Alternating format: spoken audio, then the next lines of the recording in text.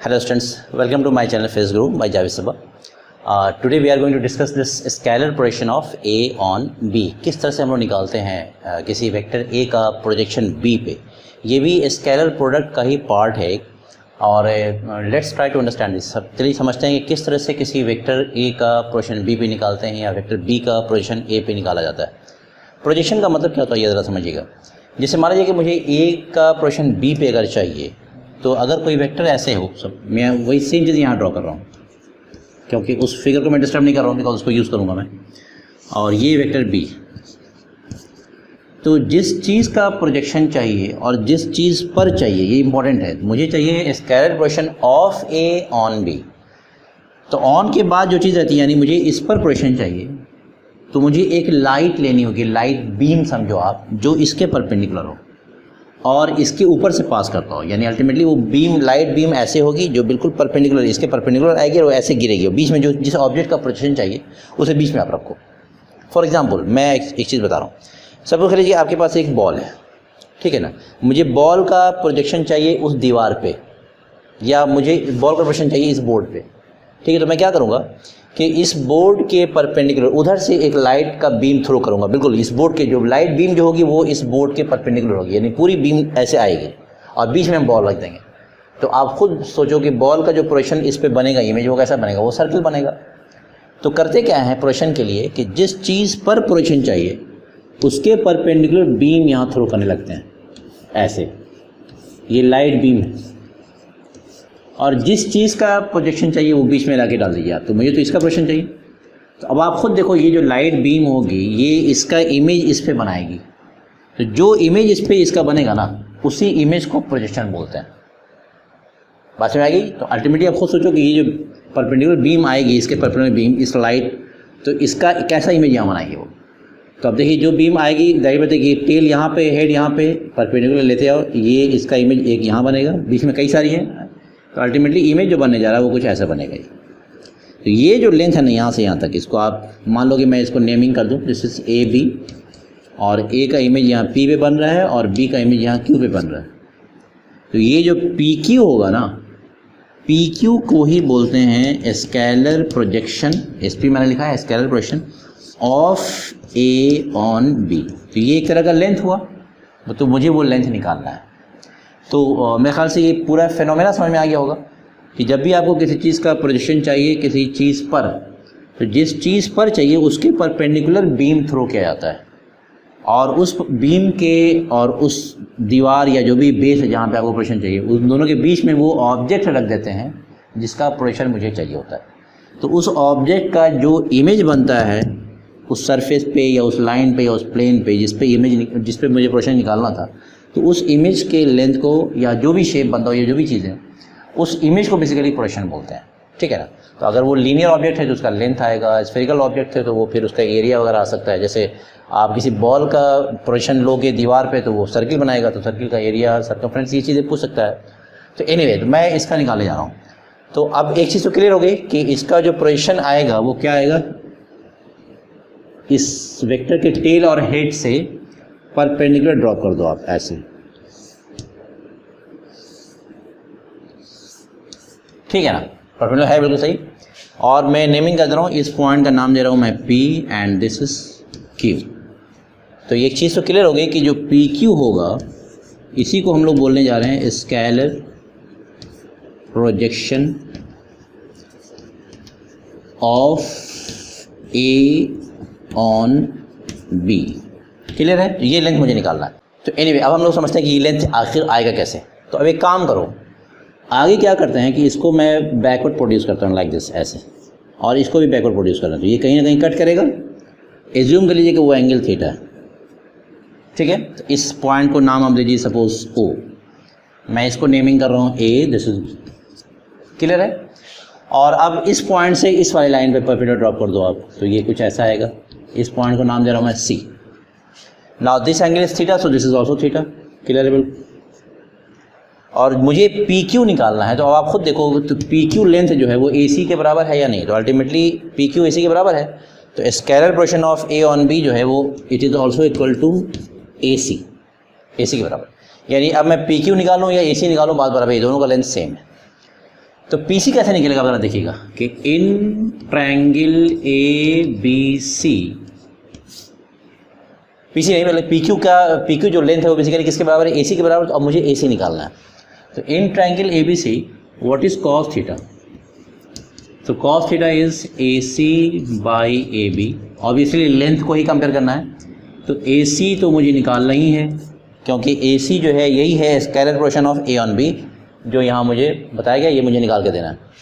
And divide by A B जो है वो इस वेक्टर का लेंथ हो गया magnitude, which is equal to simply A.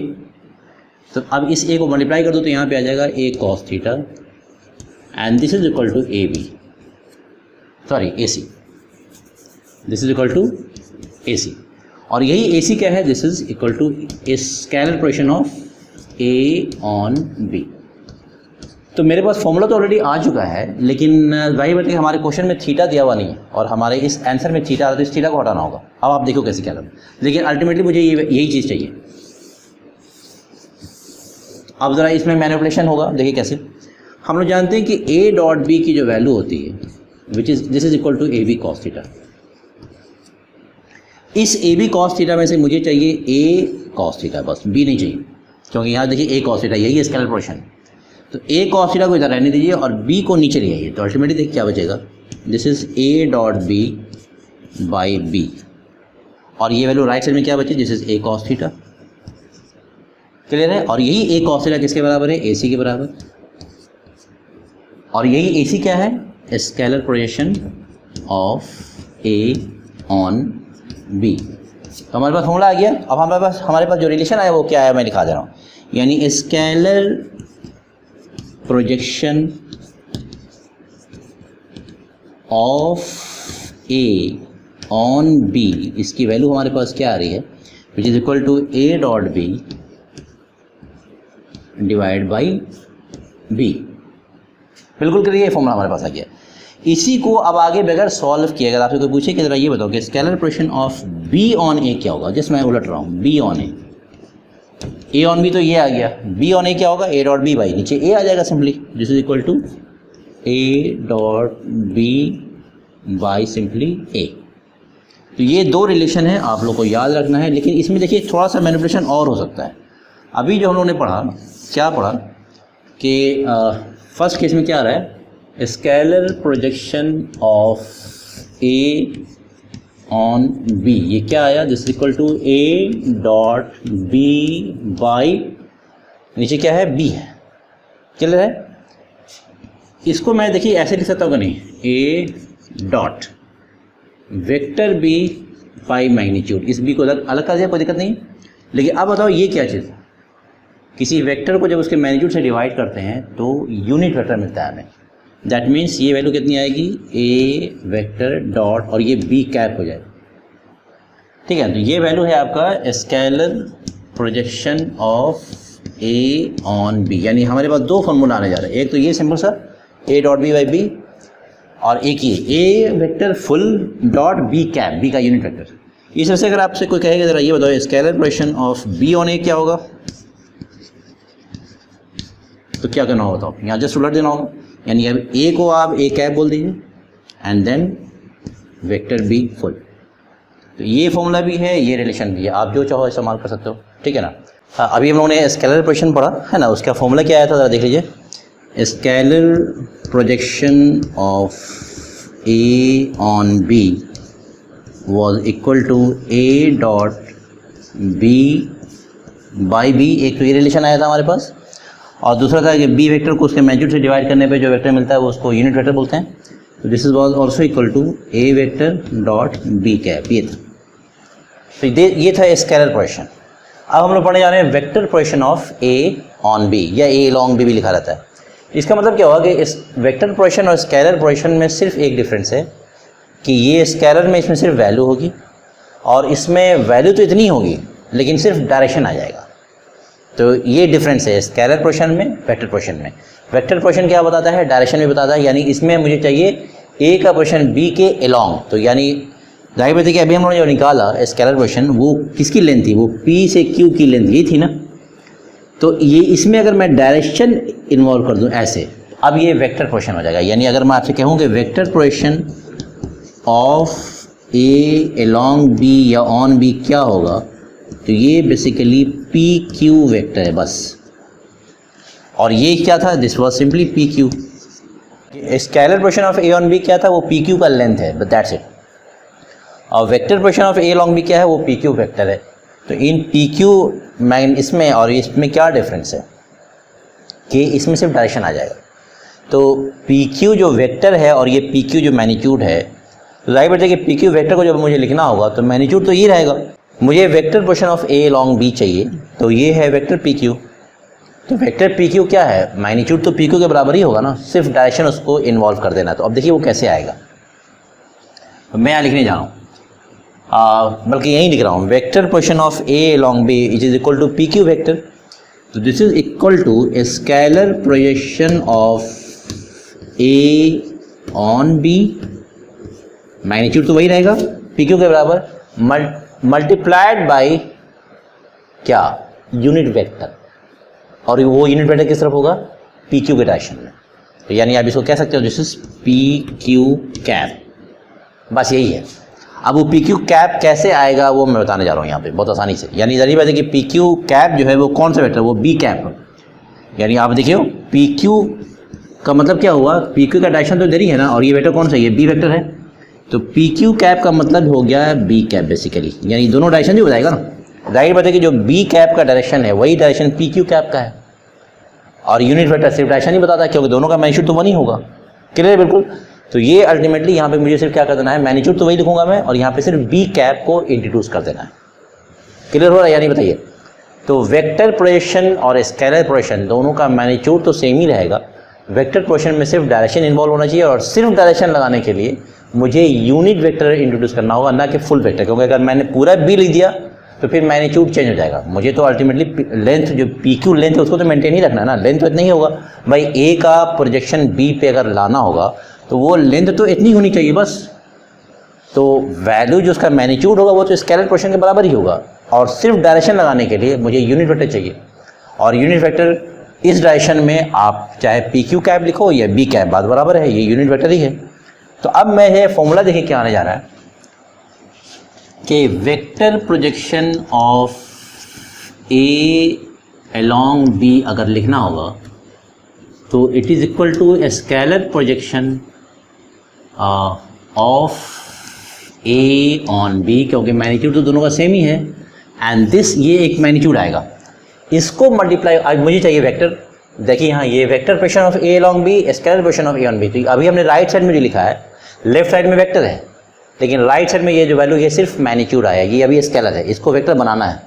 तो अब मैग्नीट्यूड चेंज किए बगैर वेक्टर बनाना है। तो मैग्नीट्यूड अगर चेंज किए बगैर बनाइएगा तो आपको सिर्फ एक यूनिट वेक्टर अटैच करना होगा, और वो भी किस डायरेक्शन में, अलॉन्ग बी। तो अलॉन्ग बी यूनिट वेक्टर कौन सा होगा, बी कैप होगा ऑब्वियसली।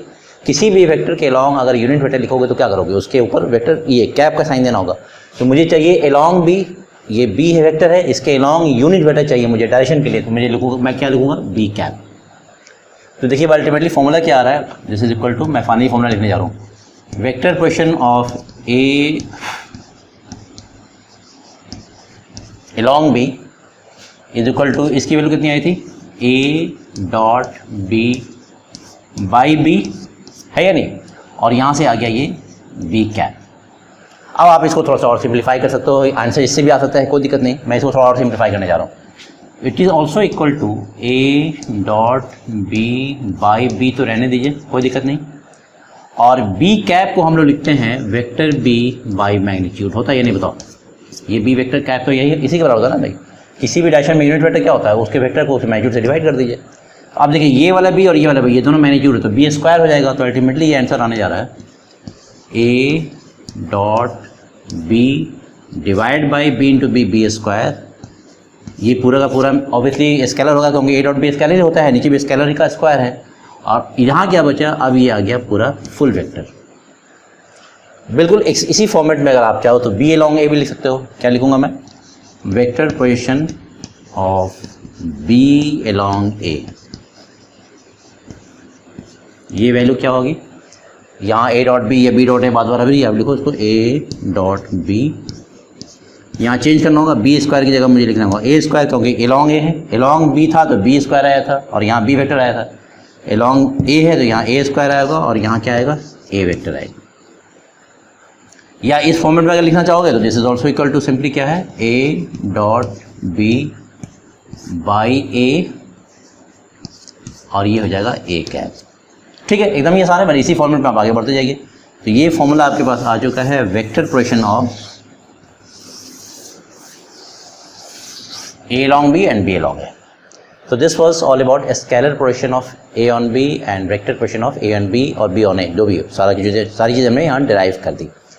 तो दिस वाज वेरी इजी और इस पे क्वेश्चंस आते हैं कि कैसे आप किसी वेक्टर का प्रोजेक्शन किसी दूसरे वेक्टर पर आप कैलकुलेट करते हो, स्केलर प्रोजेक्शन हो या वेक्टर प्रोजेक्शन हो, क्वेश्चन चाहे जैसा भी हो, आपके सामने रिजल्ट है।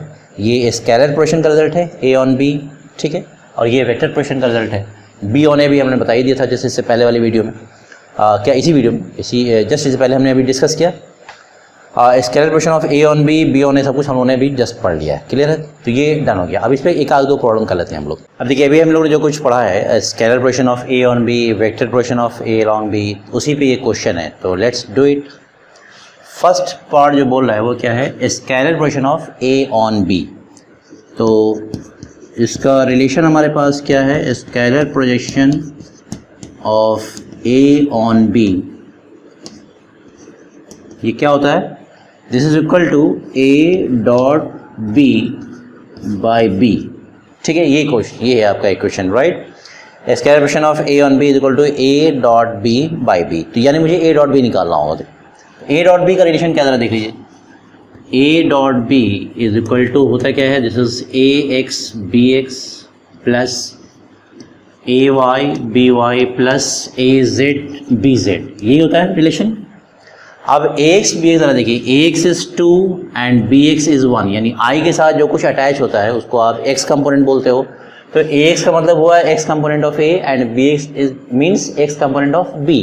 तो ज़रा वैल्यू है जो वहाँ से पुट करके यहाँ यानी वहाँ से निकाल करके यहाँ पुट कीजिए। तो AX इज 2 ना X कोफिशिएंट जो है X कंपोनेंट ऑफ A क्या है, it is 2 and X component of B क्या है, it is 1 simply, right. Now what is AY, AY जरा देखिए अब, AY is 1 and BY is 2। तो मैं इसको पुट कर रहा हूँ, AY is 1 BY is 2 and then AZ BZ, what is AZ, AZ is 2 and BZ is also 2, so just put it over here, AZ is 2, BZ is also 2, then you have 2 into 1 is 2, 2 into 1 is 2 and 2 to the 4, so 2 plus 2 plus 4 क्या value आ रही है, this is equal to 8। तो A dot B की value यहाँ आगे जो मुझे यहाँ पुट करना है अल्टीमेटली, ठीक है ना, लेकिन नीचे क्या है, ये वेक्टर B का मैग्नीट्यूड भी है। तो एक बार चेक करिए, A डॉट B क्या है, AX BX AY BY AZ BZ, AX BX यानी 2 into 1 पुट कर दिया हमने, देन AY BY यानी 1 into 2, ये भी यहाँ पे आ गया, देन AZ BZ 2 into 2 यानी K के साथ जो कुछ होता है वो Z कंपोनेंट होता है। तो इसके बाद आपने किया 2 plus 2 and plus 4, so this is 8। तो A डॉट B की वैल्यू आपके पास आ गई। इसके बाद क्या है, मुझे B का मैग्नीट्यूड निकालना, तो यहाँ से आप निकालो, देखो क्या होता है। B का मैग्नीट्यूड क्या है, under root BX square plus BY square plus BZ square, सब हम लोग पढ़ चुके हैं। आप लोगों ने अगर वीडियो नहीं देखी है तो उन सारे वीडियोस को आप देख लें, तो मेरे ख्याल से ये सारे क्वेश्चन आप आसानी से सॉल्व कर सकते हो। डिटेल सब कुछ हमने पढ़ा रखा है। तो किसी वेक्टर का मैग्नीट्यूड कैसे निकालते हैं, एवरीथिंग वी हैव कवर्ड। तो BX जरा देख लीजिए, BX क्या है, I के साथ जो कुछ अटैच होगा वो B का X कंपोनेंट होगा, सो इट इज 1 सिंपली, तो 1 स्क्वायर। BY जो है वो 2 है, तो 2 का square. BZ is also 2, 2 square. तो 2 square is 4, 2 square is 4, 4 plus 4 8 plus 1 9, 9 का स्क्वायर रूट क्या होगा, ये 3 आ जाएगा। मुझे आगे A के भी मैग्नीट्यूड की जरूरत पड़ेगी, तो मैं उसे भी यहाँ कैलकुलेट कर लेता हूँ। A is also equal to what, AX square plus AY square plus AZ square, clear है। तो this is equal to under root, देखिए क्या है, 2 square plus 1 square plus 2 square, so this is also 9, square root is 3, ये भी आ गया, clear है। तो अब आप ज़रा देखो कि ये जो वैल्यू आ रही है, रिलेशन तो हमें पता ही है, अब सिर्फ वैल्यूज को पुट कर देना, बिकॉज सब कुछ हम यहाँ पे कैलकुलेट कर चुके हैं। तो यहाँ अगर मैं निकालूँ फर्स्ट पार्ट का answer, this is scalar projection of A on B की वैल्यू अगर आएगी तो क्या आएगी, ज़रा देख लीजिए, this is equal to A dot B। तो ए डॉट बी की वैल्यू कितनी आई है 8, मैं यहाँ पुट कर दे रहा हूँ 8 and magnitude of B is 3। So this is the answer of the first part. इतना प्रोजेक्शन होगा ए का बी पर, क्लियर है बिल्कुल। अब हम लोग निकाले जा रहे हैं सेकंड पार्ट। सेकंड पार्ट क्या ज़रा देख लीजिए, this is vector projection of B along A, यही पूछा है ना, vector projection of B along A. तो ये क्या होगा हम लोग पढ़ चुके हैं, फिर भी मैं लिख देता हूँ, this is equal to scalar projection of B on A multiplied by A cap, क्योंकि अलोंग ए है तो ए कैप होना चाहिए। तो scalar projection of B on A, ये ए ऑन बी था, बी ऑन ए में सिर्फ नीचे चेंज हो जाएगा, ए आ जाएगा, तो मैं इसको लिख रहा हूँ, this is equal to A dot B by A हो जाएगा, ये तो ये पार्ट आ गया, and then you have A cap. और ए कैप को आप वेक्टर ए बाई मैग्नीट्यूड लिख सकते हो, तो मैं लिखूंगा इसको, this is equal to A dot B by A, और इस ए कैप की जगह मैं लिखूंगा वेक्टर ए बाई मैग्नीट्यूड। तो अल्टीमेटली ये हो जाएगा A into A square. So this is simply equal to A dot B by A square and whole multiplied by vector A full, ये वेक्टर ए नीचे ए इंटू ए स्क्वायर है। आप कुछ नहीं करना, सिर्फ वैल्यू फिक्स कर दीजिए। तो ए डॉट बी की वैल्यू यहाँ आ चुकी है 8, है ना, ए डॉट बी इज़ 8, मैं यहाँ लिखूँगा 8 डिवाइड बाई ए स्क्वायर। तो ए का मैग्नीट्यूड आया 3, तो इसका स्क्वायर हो जाएगा 9, तो दिस इज 8 बाई 9। और इसके बाद ये पूरा वेक्टर जो ए है, ए वेक्टर है, फुल वेक्टर है, वो आप उतार लीजिए, ए वेक्टर यहाँ पे, इसको आप लिख लीजिए, this is equal to how much, 2i plus J plus 2k। ये है आपका vector projection of B along A. So this is the answer, ये पूरा आंसर हुआ आपका। तो मेरे ख्याल से समझ में आ गया, बिल्कुल क्लियर हो गया आपको कि स्केलर प्रोजेक्शन कैसे निकालते हैं, वेक्टर प्रोजेक्शन कैसे निकालते हैं। थ्योरी भी समझ में आ गई, प्रॉब्लम में हम लोगों ने कर लिया। तो इन चीज़ों को आप याद रखें, मैं आपसे बार बोल रहा हूँ कि ये अब ऑलमोस्ट फिनिश होने वाला है वेक्टर चैप्टर आपका। काफ़ी डिटेल में मैंने डिस्कस किया है, एक एक चीज़, एक एक पॉइंट हमने डिस्कस किया है। प्रॉब्लम से भी करना बाकी है, मैं काफ़ी अच्छे प्रॉब्लम्स करूँगा, मैं अच्छी अच्छी बुक्स के प्रॉब्लम्स कराऊँगा आपको। लेकिन अभी भी थ्योरी में भी हमने काफ़ी प्रॉब्लम्स डिस्कस कर लिए, कवर कर लिया हम लोगों ने, और ऑलमोस्ट सारी वैरायटीज़ मैं कवर कर लूँगा। और मुझे उम्मीद है कि आप सारे क्वेश्चन को खुद कर सकते हो। लेकिन कुछ भी अगर किसी केस में, किसी क्वेश्चन में आप स्टक कर जाते हो या कहीं प्रॉब्लम हो जाती है, आपसे नहीं सॉल्व हो रहा, तो मैंने पहले ही कहा है कि आप कमेंट बॉक्स में जा करके बुक का नाम, chapter name and question number mention कर दें, मैं उस पर वीडियो बना के अपलोड कर दूँगा, ठीक है ना। तो ये काम आपको जरूर करें। अगर आपको मेरी वीडियो से कुछ फ़ायदा पहुंचता है और आपके काम का है अगर वीडियोस, तो please like and share my videos with your friends and do not forget to subscribe my channel. और बेल आइकन भी प्रेस करना मत भूलिएगा, बिकॉज इससे फ़ायदा क्या होगा, जब भी मैं कोई नई वीडियो अपलोड करूँगा तो उसकी नोटिफिकेशन आपको मिल जाया करेगी। Thank you very much.